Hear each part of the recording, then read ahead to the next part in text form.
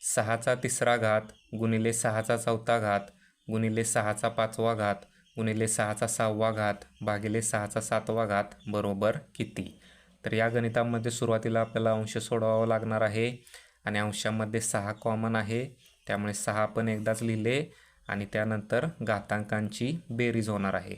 तर 6 4 10, 10 5 15, 15 आणि 3 18 होईल.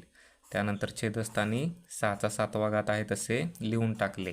त्यानंतर इथे 6चा 7वा घात आहे, त्यामुळे इथे सुद्धा 6चा 18 घातामधून 6चे 7 घात वजा करायचे, म्हणजेच 18मधून 7 गेले तर उरतील 11.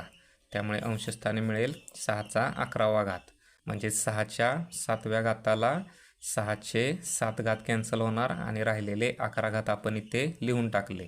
त्यामुळे उत्तर आपल्याला मिळाले 6चा 11वा घात आणि त्याचा पर्याय हा सी आहे.